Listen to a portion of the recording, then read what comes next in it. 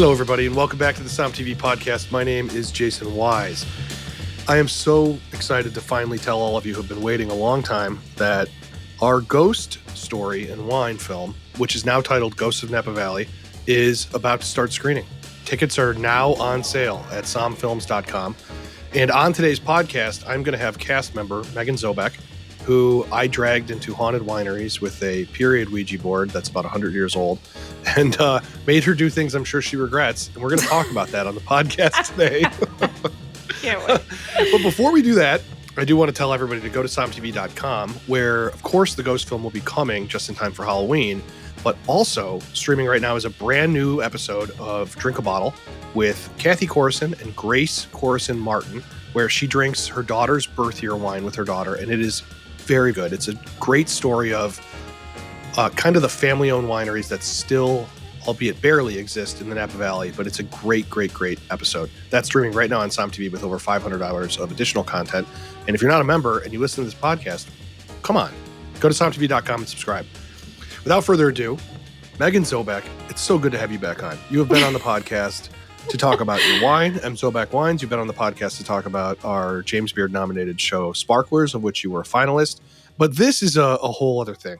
We set out probably 4 years ago with the wacky idea to go into abandoned, quote unquote, ghost wineries in Napa Valley with a Ouija board led by sommelier Claire Copey and also Shakira Jones, wine writer in New York City. How are you feeling? You just saw the movie for the first time. God. It was the funniest reaction. We're going to get to your reaction, but how are you feeling? I mean, you're in a feature length movie. Is that cool? Feeling good? It's pretty crazy. Yeah, it's pretty cool. I can't say it's anything I ever thought I would do in my lifetime. So I think thank you be for in a that. movie or go into Both, haunted actually, spaces. both. Okay. All right. Fair. Both. Well, yes. we're going to get to your reaction. But I want to just for the audience sake, can you tell me what the term ghost winery means? Yes. What does this mean? So ghost wineries are typically, as I understand it, abandoned wineries that basically were abandoned during Prohibition. Does that sound accurate? Yeah. But a lot of them now, I mean, that's what we call ghost wineries in Napa. So it's an empty facility. They're just empty facility, usually not doing historic winery. But yeah, abandoned mostly because, alcohol was outlawed for a while. And then some of those places just went out of business, of course, and have been abandoned since. But now a lot of them, the term also refers to them being haunted, because a lot of people think that these ghost wineries are haunted. So they have, a double meaning, abandoned, but also haunted. I want to stay away from spoilers the best we can on this for the film. Because I do think this is a really fun movie to watch with a group of people. Yes. I think a group of girls especially, I think this would be a lot of fun to go and watch, drink some wine. It's a very interesting movie, I think. It's unlike anything that I have made. I'm not sure that it's a wine film, but it's definitely about wine and the history of a wine region, but it's definitely not about wine. It's about much more a ghost story, I guess, right? Yes. I will try not to give any spoilers away. Oh my gosh. Okay, fair. But what are some famous ghost wineries here that you can name in the Napa Valley? Because I don't know that people realize a lot of these so-called ghost wineries are now some of the most famous wineries that are currently operating. Obviously, the ones we go into are not operating, at least as a winery. What are some of the famous ones? I mean, for me, Chateau Montelena comes to mind, the winner of the Judgment of Paris. That's a giant, grand structure built of stone on Tubbs Lane over in Calistoga. Can you think of any others that are? Yeah, totally. Yeah. Well, Heights, which is, part of the company that I work with. Also in the Judgment of Paris. Yep. Also in the Judgment of Paris. Yep. Honestly, the one in the movie, I think, is the most famous one. Chevalier? Yeah. Yeah. Don't you think? I mean, for me, look, when I started filming in Napa, going back to Som 1 days, and I saw some of these structures, Spring Mountain, that whole AVA, that whole place is just so old. There's so many old buildings on that mountain. Yes. And when I finally got a chance to see that property, my jaw hit the floor. And especially considering that particular winery is just sitting there empty. Nothing. Totally. I mean, there's something about a giant structure that has no function anymore that makes your mind race, I mean, think about, like, you throw the word abandoned in front of anything And it just an Very abandoned true. hospital, an abandoned mental Yeah. asylum, an abandoned school, an abandoned winery. Your mind goes, That is very true. abandoned. Why'd they Yeah, leave? why? Exactly. What happened? But Heights, and I mean most of the historic Mayacamas, most of the historic wineries that exist in Napa that we could talk about, Ridge Vineyards over, they're not Napa, but they're California winery. These were ghost wineries. And thankfully fire has not claimed them. Thankfully there's been no, earthquake that's taken them down or something like that. But this one, Chevalier, that you're talking about, that is one of the two main properties that we go into and quote unquote investigate. It's surrounded with trauma. I will stay spoiler free here, but there's been a lot of very difficult things that have happened to those places. Why they were abandoned is not just because of prohibition, but also because of tragedy and things like that. And so your mind starts going back and forth. And so for me, I was like, how in the world has nobody made a story about haunted wineries yet? And I like scoured the internet. I looked, I could not find anything. And I'm talking a documentary. I'm not talking about like we go in there with actors, and I have plenty of ideas on that front, but I'm more just thinking, and so when I talked to Claire Copey, she basically was like, I'm obsessed with this stuff. And I'm like, you're obsessed with this stuff. And so then her and I sort of like looked at each other, and it's like the Spider-Man meme, we're like pointing at each other. Yeah. And we're like, you, and she's like, you. And so we were like, what if? And so Claire got on this big, not the whole story here, but Claire got on a big thing to find an antique Ouija board, a spirit board, from the period when these places were built. So late 1800s. And so when you got brought into this story, into going, what were your thoughts when Claire said to you, I want to go hunt for ghosts? This is your own backyard. You live in Napa. What were your thoughts on this? No. Absolutely not. Thanks. I mean, we're gonna dance around what happens in this movie, but I will also say, Meg, you are the funniest. I mean, Shakira might have the funniest line in the movie, but you're the funniest person in the movie because you are so like, don't know how to deal with what's going on. This is not the first time I've had this thought in working with you. Like, how did I get here? What was I thinking? What did I think was gonna? And then I'm like, and now I'm here. What the actual? I think anyone who has been in one of my films who is listening to this is like looking at the ceiling going, oh, I know exactly what you're saying. Yeah, I was like, I did in fact sign up for this, so I have no one to blame but myself. But yes, I was like, what the actual? Well, because I mean, I don't think we ever know the full what is planned. Well, there's nothing planned. I mean, look, I didn't plan this movie. I want to say this for the record, and I've said this before. There are no lies told in this film. I did not manipulate anything. No, I wanted of course to. Not. Trust me, I wanted to so bad. You have no idea what I wanted to do. We didn't. Obviously, we trust you because we went into this place. It was quite creepy. Yes. Under also quite creepy circumstances, timing-wise. That's trying fair. Not to give away spoilers here, but yes, right, of course. Good Lord. Like, I was like, oh, yep, and here we are. I want to ask a couple things really fast, and then we're going to get into a couple other topics. Did you believe in ghosts before this movie, and do you now after it, or has it flopped, or is there any different variants? I mean, I'm just curious. So obviously, I want the audience to want to see this movie, and honestly, it's a lot of fun. I mean, it's just not what they expect, I think. So, do you believe in ghosts? I try not to. Okay. That's like a weird answer. I feel more comfortable not believing in ghosts. I think the world would creep me out a lot more if I really started. I try. This is my answer. I try not to. Okay. I've seen some things. I have one story of when I worked. I'm not going to go into it. Of when I worked. No, I want to hear it. When you worked where? Because I know you have a ghost story too, but you don't talk about it. I do. I have. So part of the reason I made this and part of the reason I put cameras up, I can tell an abbreviated version if anyone actually would be interested in hearing that. But I want to hear your story. So you were working where? So when I was working with the Broncos, everyone thought, John Elway. Is he haunting you? Stop it. Okay, I'm ready. Listens. Okay. Yeah, John Elway listens. John, I doubt that. High fives, John. You were a great boss. But we we had security cameras, of course. We were, an NFL facility.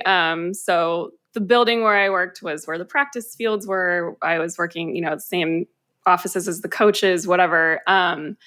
So we had security cameras, and occasionally we'd have to, we had a car stolen from the parking lot. The team had to check the security footage every once in a while. So there was one day where one of the operations guys walked in, and his office was like a total wreck, and it's not normal. So they checked the security film, and everyone thought those offices were haunted. They were built on pretty questionable grounds and next to a jail and everything. So when we checked, is this like a Indian burial ground type of thing? Are we talking like poltergeist type story? Definitely some questionable. I'm not sure. There was a jail next door, and there were definitely. I knew the Broncos were getting more of something when they beat the Browns in the 80s. I knew that they were cheating. And they were using supernatural forces to beat my beloved Browns. I knew it. Well, proof on this podcast. Probably whoever this spirit was, a Browns fan. So anyway, so he checked the security film, and he was super creeped out. So then he's called a few people to come look at it. And it was basically, because everyone was like, oh, it's haunted here, it's haunted here. I would stay very late at night, and I could hear what I thought were doors opening and closing. Occasionally I'd be the only one there at midnight or 1 o'clock in the morning. And I was like, for sure at this point, it's my mind playing tricks on me. It's not actually doors opening and closing. Anyway, so the guy who was checking it pulled up the video, and at one point you just see one of the file cabinet doors, which you have to, it's like a regular file cabinet where you have to press the button to open up in order to release the drawer to open up. So it's not like it could just slide open on its own, but it opened up, and suddenly papers were flying out of the fucking cabinet, which Really? is wind can't do that. And that was all that was caught on film. But it was just what the F is this? Interesting. I bet you that if you have a story like this, there are others that have a story about the facility. Plenty of people have stories about the facility. Yeah, it was a little creepy for sure. More than a little creepy. Also, so we had nameplates in front of our offices. They would slide off. Isn't that weird? You don't think it was just because of gravity? Or the thing about stories about ghost stories, right? There's two types of brains. I think people even watching this film, there's going to be two people. One will go, I'm going to try to figure out and show you why what happened. Sure, of course. I'm going to tell you. Then there's other people who are going to go, I've had experiences, and here's what happened to me. And I think it's going to be fascinating. People who go to see this movie, and I do recommend seeing it with a crowd, people who go and see this movie are going to have a similar experience like what I just did, going, what, isn't it gravity, or couldn't it just be an earthquake, or couldn't it be this, or there's going to be a couple. It's probably usually the guy that's going to go, I can explain what happened. Here's what happened. And the girl, often, won't always be the case, will probably go, I don't know, I've had some experiences. Let me just at least tell you what happened to me one time. And I think it's going to be a real fun couple glasses of wine after this movie. I do. I think it's going to be fun with wine for sure. I would say I'm probably more of the let's figure out a reason why this would happen. It's like magic tricks, right? Where you're like, okay, it's an optical illusion. It's there's something behind it, because our brains love to fill in the details of unknown with something. And usually it's not the most logical thing if we do that, if we don't know. But then there's some things that you're like, yep, I just can't explain that. So, but usually, yes, I'm definitely more on the let's figure this out with science. Let's math this out. Let's math it out. So there are people listening going, is this a wine podcast or what's going on here? But but also, too, I do, as I always harp on, I think that telling stories is what wine is about, especially if you sell wine. If you make wine or sell wine, you have to tell stories all the time. You're telling yourself stories all the time. Sometimes those stories are science. Sometimes those stories are literal, this is how the wine was made and this is why we made this decision. But sometimes it's, this is how we survived this fire in this year. Totally. This is how this person chopped down the trees and built this building in 1890. This is how the war affected us. This is how, and when you have enough stories, your wine becomes more than wine. It becomes a vessel that is not just, I'm going to drink it on a date, or I'm going to drink it with my coworkers, or I'm just going to drink it at a wedding. It becomes something that is, you begin to talk about what's in the bottle in a different way. Yes. And I know you know this, you're a winemaker and you have worked the greater part of your life to become a winemaker. It's a very hard profession to do. I'll tell like a quick version of my ghost story in a minute, but I Please. just want you to help me land the plane on the idea that wine and a ghost story or a campfire story and storytelling, how that does go together. Because I mean, I think a lot of people go, well, this is a ghost movie, it's not a wine movie. But I truly think this is completely a wine movie because wine is about stories. And I want you to tell me from your perspective what I'm trying to say. As a winemaker, we remember a story every year, right? I mean, like we'll remember every year by like either the greatest or the saddest or the most impactful thing that happened that year. You know, like 2014, I remember as the earthquake year. Of course, 2020, I remember as the year that our winery burned down. But you'll also remember things like clearly the year of your child's birth. Sure. But like, you know, Yep. like you mark something every year by like some amazing event that happened that year. The year you guys got those winery dogs, those dogs that Yeah, exactly. those dogs you have? Yes, exactly. And I think like for me, I have a deeper knowledge and you know, experience in the wine industry than say someone who, you know, drinks wine on a Sunday or something like that. But I think that the storytelling is really what's universal to us all. Like you want to know a story about that bottle. You either want to transport yourself, if you're, you know, not working in the wine industry, you want to transport yourself to that vineyard. You want to know like what that winemaker is going through or what's happening in the vineyard that year. Or for me, like I still buy wine based on stories. Of course, you know, the wine needs to be decent too, of course, Yeah, you of know, course, like of I course, want to yeah. enjoy the wine, but I still buy wine based on the people or the story of the place, or, you know, like with wine, you can share it and you can share stories. And that's kind of like the through line with wine and people. And like it's a great connector. So, I mean, when we talk about these ghost wineries, we're also talking about like what drew these people to these places. What did they go through when they were there? Normally, people who are attracted to wine have a great passion in general for life. Mm-hmm. And so you're just thinking about the stories of these people, which I'm sure we might get into later, but you're like, oh my God, you can feel some of what they were going through. And that's just so crazy. And then what drew them there was the passion for this wine. And then you can drink that wine. So you're like sharing a piece of that with them, which is kind of insane. Really well put. It is a fascinating thing. And I keep trying as I go through this process of telling stories about wine in a literal sense. I mean, making films and making episodes and doing podcasts. I'm always trying to find new angles to do it.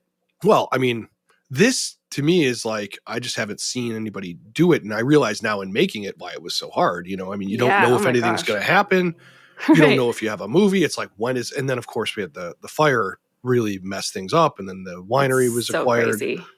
You know, the whole entire winery, all the properties were all sold during this process. And that delayed everything because the new owners just were like, what's being filmed? Like you're making a What's ghost happening story here? Yeah. You know, we're trying to make a modern winery out of a historic place. And I mean, so, you know, it's a weird process, but I think if we don't continue to tell these stories, and I'm talking about by mouth, like the way we're doing, just Yeah. telling each other tales, then these people truly die. Then these stories truly die. Totally. And they're gone forever. The interesting thing about people too is this game of telephone where things change a Yes. little bit every time you tell it. And generally they get better. You know, the story gets a little better because somebody puts a little spit on the ball Yeah. when they're telling it. One of my favorite jobs I ever had in my entire life, I was a camp counselor in my early 20s and my late teens and early 20s. And my favorite thing on earth to do was to tell the kids scary stories at night. Oh, yeah. Because you had them. I mean, when you look at somebody, and I've seen this a few times in the theater with my films, but it's nothing when you see somebody and you pause for a second and they are looking at you like, what is he going to say next? It is the most ultimate feeling you can ever have, is to be telling a story and somebody's right there and you got them. It was a fun thing to do that with this movie, and hopefully that works. But the inspiration for this film was not like ghost hunter shows or any of that kind of stuff, which honestly, I don't watch. My wife who produced the film, she watches that stuff. But for me, I grew up in Ohio in a house that was built turn of the century or probably late 1800s. And when I was quite young, I want to say I would be about 7 and my brother was about 4 and my youngest was probably 2. I'm probably off here. My mom will listen to this podcast and correct me on everything. But my father, who was an electronics salesman, he sold cameras and he sold VCRs and stuff, at a department store. Okay. He had access to video cameras. He started putting video cameras on the third story of this house where I slept and my brother slept in a divided like attic, but finished where our bedrooms were. Yeah. We started putting cameras all over when we were kids, like videotaping us sleeping. And so it became this like, what the hell? Even as a kid, I'm like, why is this going, like, what's going on? My mom and others, they said they saw a woman in turn of the century clothes. Oh, dear God. In the house. And they heard footsteps and things dropping. And when no one was up there was always walking around. And so they were honest with us, but we lived up there. That was my bedroom was up there. My younger brothers were sleeping up there too. Essentially what happened, there's hours and hours of video cassette tapes that I still have. But I grew up in this time period where my father was trying to film and they were trying to catch this woman on camera. And so my brother Bennett got very sick. He was quite young, very sick. He had a very bad fever. I believe it's my mom. I could be wrong. I think it was my mother. She kept this journal of every time they would hear or see something. And that journal still exists. She went upstairs to tend to my brother who had a bad fever. And the woman was sitting on the bed with my brother. I'm telling you, this is like firsthand. It was obviously a shit situation. They did a lot of research into the house. And it turned out that a woman who was a nurse lived in this house in the turn of the century. And it's an insane thing that when you're digging for something, you find something that makes sense. And obviously that does sort of happen in this movie, but I grew up with a father who was obsessed with, there is a ghost in the house. I need to capture it. That particular story, I've left a lot out, and maybe sometime on this podcast or another format, I'll have my mom come on and talk about what happened when we were kids. But that was the inspiration for like, why, what if we do this? And what if we record the sounds? And what if we see if there's anything? And obviously, I think that's crazy. Delivered. I didn't know that. Yeah, so that was sort of my inspiration for making this particular movie, but also trying to figure out like, how do you film something cinematically but not lie about it, and not just make it like a hidden camera thing. You're like, how do you do it? So we'll see if the film's successful. But you just watched the movie for the first time the other day with me. I came up to Napa, and your response to it is absolutely one of the funniest goddamn things. We're going to play the audio right now of you during a heightened scene in the film. Also, if you're watching this conversation, you're going to see Megan here. 0. I hate this. Look, it's worse. Oh, God. Sorry, Meg.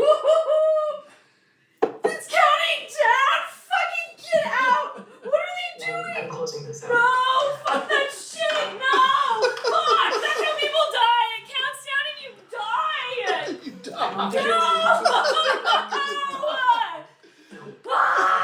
it move for you? I can't hang out with any of these people anymore. Oh, God. Oh, my God. Listen, it hasn't even gotten intense yet. We need to pull it together here.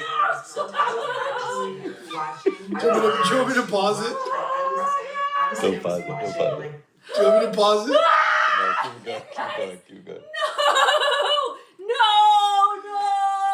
This is how you die in horror films. I mean, Megan, would you say that your reaction to this movie, were you on any drugs or anything? No. Absolutely not. That would have been probably terrible. I know. You're like, I was macro dosing during that. Hallucinogens. I would have never been the same. Oh my God. It was really the most fun I have had watching a movie that I've directed was watching it with you. I mean, I felt like we were going to have to stop the damn thing. Which brings me to my last and final thing. Do you watch, I don't know about scary movies. I don't know this movie's particularly, it's not like meant to be scary. Do you watch these kind of movies that are about ghosts and... All right. So I'm you saw me, I'm like a little jumpy. I used to watch, like when you're a teenager, you watch like the ones we used to watch for like Scream and like the thriller, like the scary thriller, whatever, where they're not, I don't like chainsaw cut 'em up movies. Like Halloween, you're thinking like slasher kind of movies, like stabber kind of things? I don't like super, super gory. You're films, not a Texas Chainsaw Massacre but fan. like stuff where you're on the edge of your seat.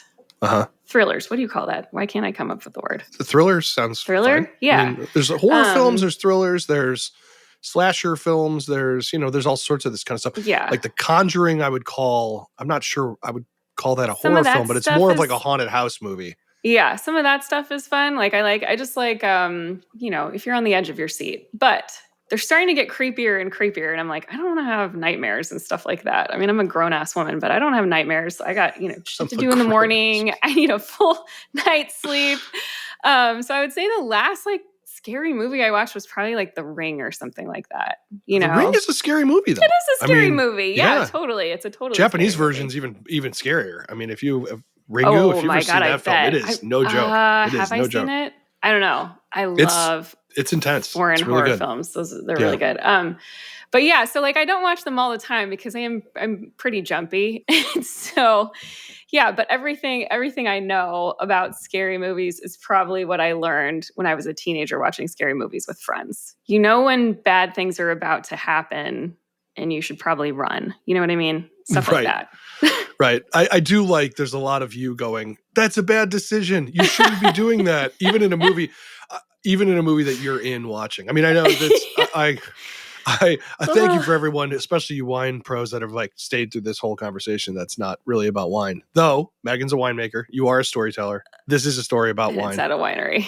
And I mean, effectively, anytime you open up a bottle of wine that is old and God forbid the person who made it has passed on, you're talking to their ghost. They put their effort into that thing. That wine is true. Made by somebody who is no longer here. That's why there's a vintage on the label. So I love this shit. Oh my I just God. do. I'm so excited this movie's finally coming out of the birth canal. It's been It's a long, really good. long time. Oh, thanks, man. I appreciate it. Yeah, Well, good job. well, I would say, obviously, if you're listening to this and you've listened to any podcast before, you should get Megan's wines, M. Zobeck wines. I don't even know if you have any left to sell. They always sell out immediately. But I think I have 5 bottles maybe. I need to check, but yeah, right. Well, and also go to somfilms.com or somtv.com and grab up tickets for the screenings. We're going to show in Napa. It's going to start early September in Napa at the Cameo Cinema. There's going to be Los Angeles screenings in the theater. There's going to be Chicago. There's going to be New York, and hopefully San Francisco and a bunch of other places. So if you want to host a screening, hit us up. We'll do the same thing we did with Cup of Salvation. I just want to say thank you to everybody for listening, and make sure you also subscribe to SomTV.com. Meg, thank you for being on. Thank you for being so jumpy. And thank you for being willing to do whatever the hell it is you ended up doing in this movie. Thank you. Thank you. I just can't wait for people to see it so I can talk about it with people. All right, go drink something nice. We'll talk soon.